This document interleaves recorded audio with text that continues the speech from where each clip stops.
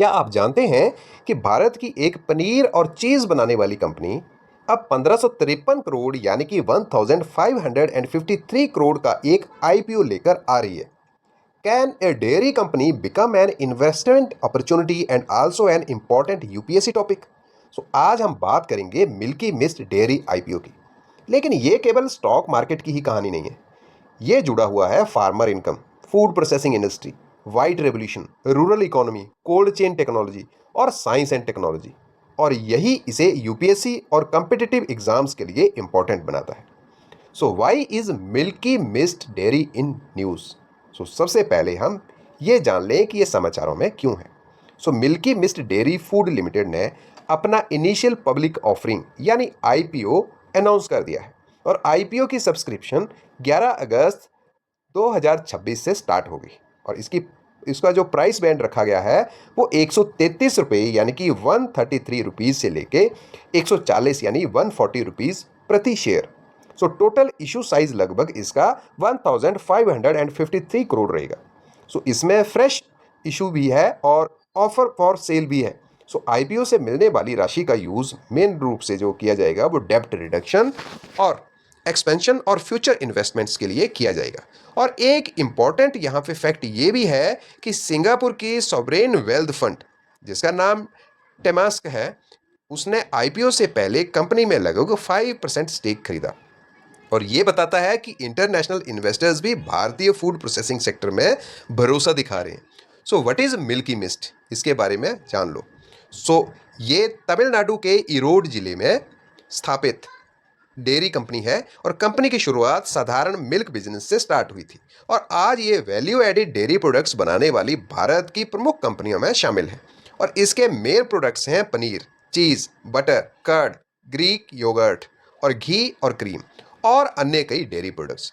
Milky mist का business model केवल milk बेचने तक ही नहीं है, बल्कि मिल्क को प्रोसेस करके हाई वैल्यू प्रोडक्ट्स में बदलना भी है। और इसी प्रक्रिया को कहते हैं वैल्यू एडिशन। और यही फार्मर इनकम बढ़ाने का एक इम्पॉर्टेंट मीडियम है। How does the dairy value chain work, इसके बारे में भी जानना जरूरी है। ये यूपीएससी का एक इम्पॉर्टेंट कंसेप्ट है। और पहला चरण है मिल्क कलेक्शन।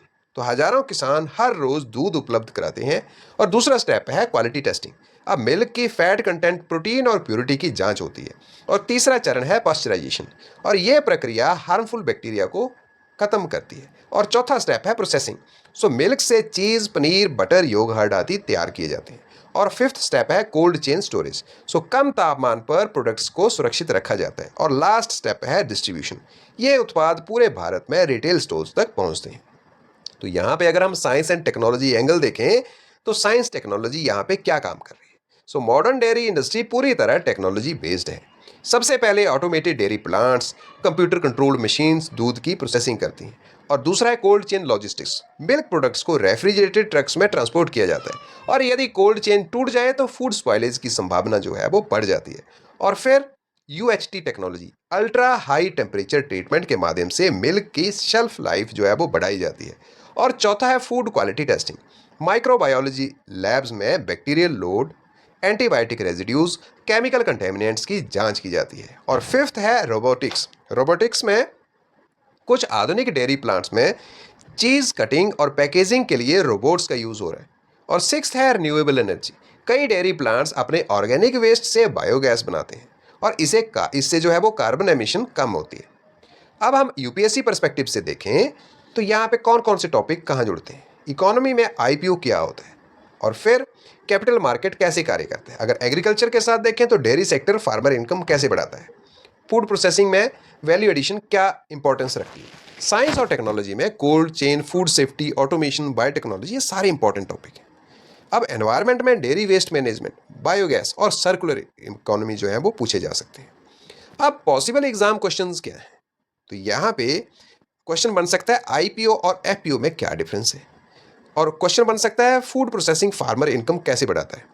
और प्रश्न पूछा जा सकता है कोल्ड चेन इंफ्रास्ट्रक्चर क्यों जरूरी है। और क्वेश्चन पूछा जा सकता है वाइट रेवोल्यूशन और ग्रीन रेवोल्यूशन में क्या डिफरेंस है। और प्रश्न पूछा जा सकता है प्राइवेट डेयरी कंपनीज और कोऑपरेटिव डेयरी मॉडल की कंपैरिजन करो। सो आज हमने समझा कि मिल्की मिस्ट डेयरी आईपीओ केवल एक स्टॉक मार्केट इवेंट ही नहीं, ये जुड़ा है agriculture, food processing, rural development, science and technology, capital market और फार्मर वेलफेयर। और यही कारण है कि यह विषय यूपीएससी और अन्य कॉम्पिटिटिव एग्जाम्स के लिए बहुत इंपॉर्टेंट बन जाता है। So if you find this video useful, then don't forget to like and share it and subscribe काशिप एजुकेशन।